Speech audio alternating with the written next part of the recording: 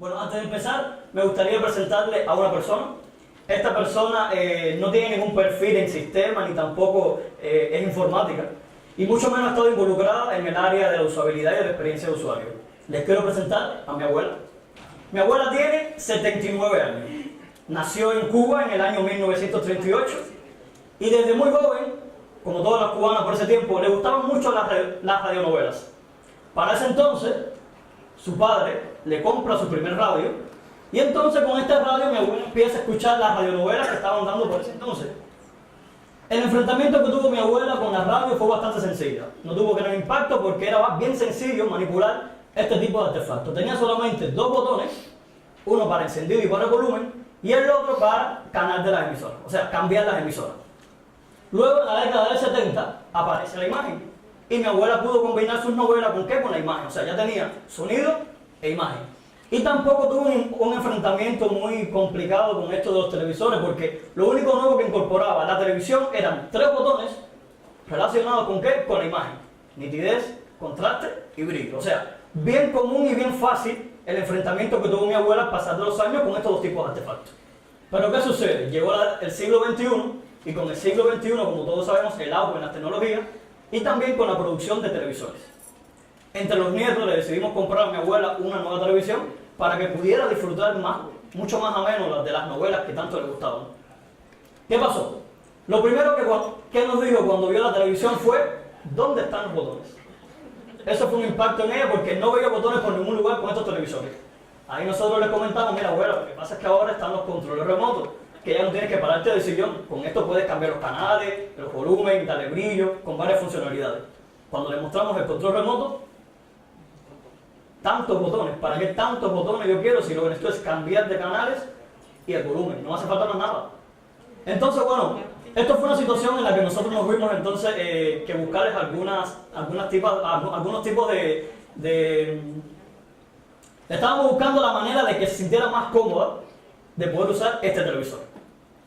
Una vez llegamos a la casa de mi abuela y vimos a mi abuela que estaba viendo un campeonato de boxeo por 4 horas.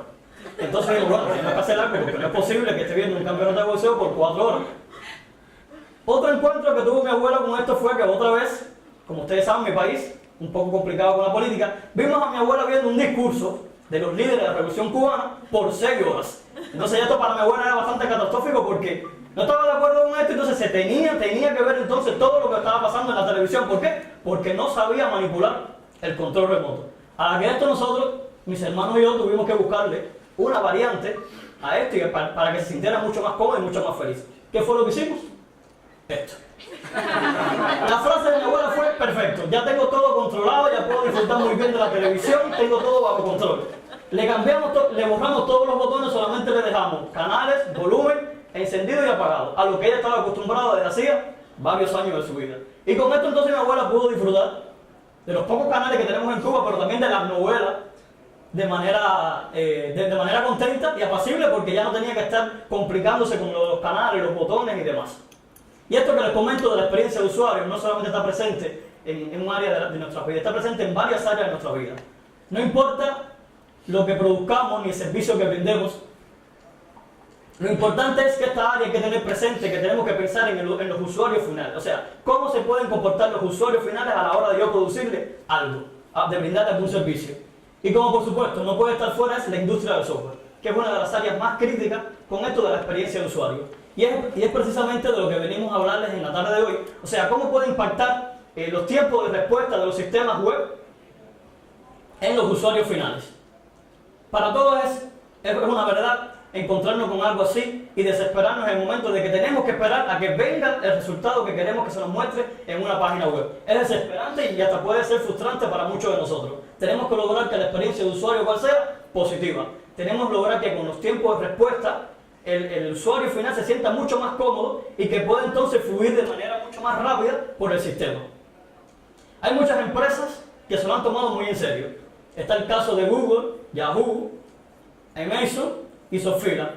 Y en un artículo publicado por Urs Hosler, es un ingeniero de Google, mencionaba que la velocidad no es solo una característica, sino que es la característica. Y eso lo podemos ver en varias acciones que han tomado estas empresas que les comentaba anteriormente. Tenemos el caso de Yahoo. que dice que calculó que 0,4 segundos de retraso le causaban una caída de entre el 5% y el 9% del tráfico. Otro ejemplo es Google Maps, que redujo el 30% del tamaño de sus ficheros y el número de peticiones aumentó a un 30%. Topsila, bueno, disminuyó el tiempo de respuesta de 7 segundos a 2 segundos y la publicidad creció en un 112% y las páginas visitadas en un 25%. Otro caso, el Amazon calculó que 0,1 segundo de retraso le implicaban una pérdida de 1% de sus ingresos. Por tanto, es de vital importancia que nos preocupemos por esto de los tiempos de respuesta. Los tiempos de respuesta no solo implican no solo tienen una marcada persecución en la experiencia de usuario, sino también en el posicionamiento de buscadores y en la reducción de los costos. Y desde Genesis Consulting nos hemos trazado la tarea de marcarnos en un proyecto que comenzamos hace algunos meses relacionado con esto de los tiempos de respuesta y cómo podemos mejorar entonces la experiencia de usuario a través de los tiempos de respuesta. Acá, en la propuesta que le presentamos hoy, estuvimos enmarcándonos en 4 tareas. Primeramente, la medición y análisis de tiempo de respuesta, realizamos un test de usuario enfocado en los tiempos de respuesta, validamos un experimento propuesto por estos 2 investigadores de IBM en la década del 80 y la optimización de los tiempos de respuesta, que utilizamos algunos elementos que les vamos a presentar más adelante. Decirle, bueno, que para probar, que para tener en cuenta esta propuesta, tuvimos presente, escogimos 10 portales web, 10 sistemas web, para usar cada uno de ellos en las tareas que les mencioné anteriormente. Primeramente, lo que les comentaba, hicimos una medición de los tiempos de estos sistemas web, como pueden apreciar. Acá están todos los tiempos que dieron, lo hicimos automáticamente con herramientas. ¿Y qué hicimos? Bueno, tuvimos en cuenta unos rangos que propone Nielsen, y dice que bueno, que cuando los tiempos son cercanos a 0,1 la percepción de la respuesta es instantánea. El usuario no percibe demora alguna. Cuando los tiempos de respuesta están cercanos a 1 segundo, dice que se percibe una demora, pero no hay caída en la atención del usuario. Y bueno, cercano a 10 segundos, que la demora es significativa y se abren focos secundarios de atención. ¿Qué hicimos entonces? Bueno, hallamos un por ciento utilizando los tiempos de respuesta que calculamos y como podemos apreciar, cercano a 0,1 segundo teníamos entonces un 10%, entre 1 segundo y 5 segundos un 70% y bueno, cercano a 10 segundos teníamos un 20% de ocurrencia de estos tiempos de respuesta. Luego nos enmarcamos en el test con usuario, especificar acá que este test con usuario solamente tuvimos presente los tiempos de respuesta de los sistemas que estábamos probando. Y bueno, pues utilizamos estos mismos 10 sistemas para ello. En el test de usuarios realizamos un conjunto de tareas. Primeramente, realizar la selección de los usuarios. Como vieron, eran 5 usuarios. Tratamos de mezclar estos usuarios que no todos tuvieran un perfil de informática y sistemas, sino que también fueron un poco más diversos. También, bueno, hicimos una propuesta de las listas de tareas que debían hacer los usuarios en estos sistemas.